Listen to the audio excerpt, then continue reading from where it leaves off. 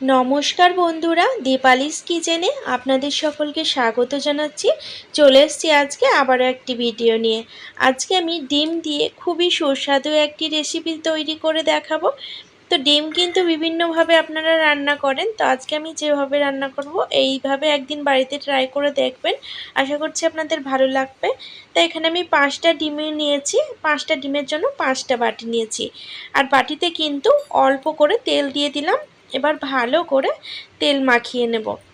তো বন্ধুরা, খুবই সহজে আর খুবই তাড়াতাড়ি কিন্তু ডিমের এই রেসিপিটি তৈরি হয়ে যায়, আর খেতেও কিন্তু ভীষণই ভালো লাগে, স্বাদটাও একদম আলাদা হয়। তো প্রত্যেকটি বাটিতে তেল মাখিয়ে নিয়েছি। এবার ডিমগুলো একটি একটি করে ভেঙে এইভাবে বাটির মধ্যে ঢেলে নিচ্ছি। একইভাবে সব ডিমগুলো একটা করে প্রত্যেকটি বাটিতে ভেঙে নিয়েছি। এবার এইভাবে আঙুলে করে লবণ নিয়ে ডিমের ওপর ছড়িয়ে দিচ্ছি। চামচে করে লবণ দিতে গেলে কিন্তু লবণ বেশি হয়ে যাবে ডিমে, যার জন্য আঙুলে করে দিলাম।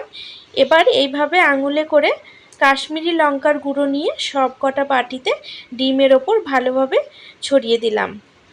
এবার কুচনো পেঁয়াজ নিয়ে অল্প অল্প করে ডিমের ওপর দিয়ে দিচ্ছি। খুব বেশি পেঁয়াজ দেব না, জাস্ট অল্প একটু পরিমাণে পেঁয়াজ দিচ্ছি। এবার এই ডিমের বাটিগুলোকে একটি বড় থালার ওপর তুলে নিচ্ছি। বন্ধুরা, এই রেসিপিটি আপনাদের যদি ভালো লাগে অবশ্যই একটি লাইক করে দেওয়ার অনুরোধ করছি, কারণ আপনাদের একটি লাইক আমার কাছে অনেক বেশি মূল্যবান। তো রান্না করার জন্য এগুলো একদম রেডি। এদিকে আমি ওভেনের ওপর কড়াই দিয়ে বেশ খানিকটা জল গরম করে নিয়েছি।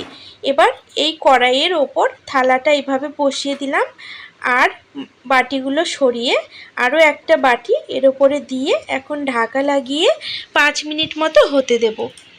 তো 5 মিনিট পর ঢাকা তুলে নিচ্ছি, আর দেখতে পাচ্ছেন প্রত্যেকটি ডিম কিন্তু খুব ভালো মতো জমে গেছে। তো এবার এগুলোকে আমি নামিয়ে নিচ্ছি আর ঠান্ডা হওয়ার জন্য রেখে দেব। তো বাটিগুলো প্রত্যেকটি ঠান্ডা হয়ে গেছে। এবার ডিমগুলো বাটি থেকে তুলে নেব। তার জন্য এই রকম একটি চামচের সাহায্যে চারিপাশে এইভাবে একটু করে হালকা হাতে প্রেস করলে কিন্তু ডিমগুলো খুবই অনায়াসে উঠে আসবে। একটিও ডিম কিন্তু ভেঙে যাবে না।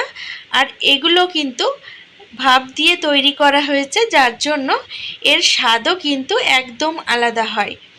তো দেখতে পাচ্ছেন কতটা সুন্দর লাগছে দেখতে। একইভাবে আমি সমস্ত ডিমগুলো বাটি থেকে তুলে নেব। এবার আমি রান্নাটি শুরু করব। তার জন্য ওভেনের ওপর কড়াই বসিয়ে 3 টেবিল চামচ সর্ষের তেল দিলাম। তেলে স্বাদ মতো লবণ আর পরিমাণ মতো হলুদ দিয়ে বেশ ভালো করে নাড়াচাড়া করে নিলাম।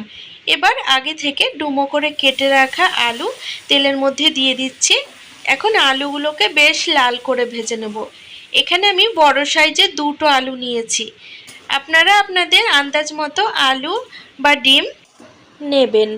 তো এখানে আলুগুলো ভাজা হয়ে গেছে। এখন আলুগুলোকে একটি পাত্রে তুলে নিচ্ছি। এবার কড়াইয়ে যে তেল আছে এই তেলেই কিন্তু আমি রান্না করব, আর কিন্তু বেশি তেল দেব না। তো এই তেলে আমি 1/2 চামচ গোটা জিরে আর একটি শুকনো লঙ্কা আর 2 টুকরো দারচিনি ফোড়ন দিলাম। ফোড়ন 30 থেকে 40 সেকেন্ড মতো নাড়াচাড়া করে ভেজে নিলাম। এবার 2টো ছোট সাইজের পেঁয়াজ কুচি দিয়ে দিচ্ছি। পেঁয়াজগুলো ভীষণই পাতলা করে কেটে নিয়েছি, একদম কুচি কুচি করে। দেখতে পাচ্ছেন পেঁয়াজগুলোকে কিন্তু লাল করে ভেজে নেব। তো পেঁয়াজের কালার সম্পূর্ণভাবে চেঞ্জ হয়ে গেছে। এখন আমি এর মধ্যে আদা আর রসুন বাটা দিয়ে দিচ্ছি 1 চামচ। আমি এখানে মিক্সিতে বেটেছি, যার কারণে জলের পরিমাণ বেশি হয়ে গেছে। আপনারা চাইলে শিল বাটাতেও কিন্তু বেটে নিতে পারেন। তো আদা রসুন দিয়ে পেঁয়াজের সাথে একটু নাড়াচাড়া করে নিলাম। এবার একটি গ্রেট করা টমেটো দিয়ে দিচ্ছি।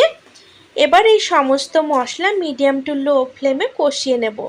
এখন আমি এর মধ্যে কালারের জন্য 1/2 চামচ হলুদ, 1/2 চামচ জিরে গুঁড়ো আর 1/2 চামচ কাশ্মীরি লঙ্কার গুঁড়ো দিয়ে দিচ্ছি। এবার মশলা ভালো করে কষিয়ে নিতে হবে। যতক্ষণ না পর্যন্ত মশলা থেকে তেল ছেড়ে যাচ্ছে ততক্ষণ পর্যন্ত এইভাবে মশলা কষিয়ে নেব।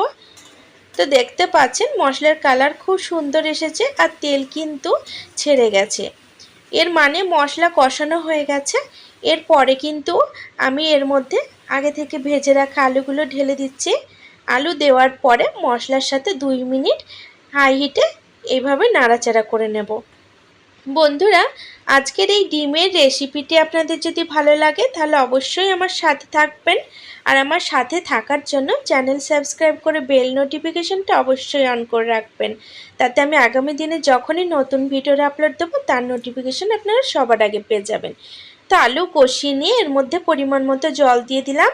এবার স্বাদ মতো লবণ দিয়ে দিচ্ছি, আর ঝালের জন্য 4 থেকে 5টা কাঁচা লঙ্কা চেরা দিয়ে দিচ্ছি। যেহেতু আগে আমি লবণ দিয়েছিলাম, যার কারণে এখন আমি লবণ অল্প পরিমাণে দিলাম। এখন ঝোল ফুটতে শুরু করেছে। এবার আমি আগে থেকে ভাপিয়ে নেওয়া ডিমগুলো এই ঝোলের মধ্যে একটা একটা করে দিয়ে দিচ্ছি। এবার নাড়াচাড়া করে দিচ্ছি। এখন ঢাকা লাগিয়ে 3 থেকে 4 মিনিট মিডিয়ামে হিটে রান্না করব। বন্ধুরা, ঝাল কিন্তু অবশ্যই আপনারা আপনাদের স্বাদ মতো কমিয়ে বাড়িয়ে নেবেন। তো 4 মিনিট পর ঢাকা তুলে নিলাম। ঝোল দেখতে পাচ্ছেন খুব ভালো মতো ফুটছে। এরই মাঝে আমি দেখে নেব আলুগুলো সেদ্ধ হয়েছে কিনা। তো সমস্ত আলু কিন্তু খুব ভালো মতো সেদ্ধ হয়ে গেছে। এখন আমি নাড়াচাড়া করে দিচ্ছি আর ওপর থেকে গরম মশলা গুঁড়ো ছড়িয়ে দিচ্ছি। এখন আমি এইভাবে ডিমের তরকারিটা নামিয়ে নেব। আপনারা চাইলে আরও ঝোল কম করে রাখতে পারেন, অথবা যদি ভাবেন আলু দেব না, শুধু ভাপা ডিমের কারি করব, সেক্ষেত্রেও কিন্তু ভীষণই সুস্বাদু লাগে। তো রান্নাটি কেমন লাগলো কমেন্ট বক্সে জানাবেন, আর একদিন হলেও বাড়িতে ট্রাই করে দেখবেন। আশা করছি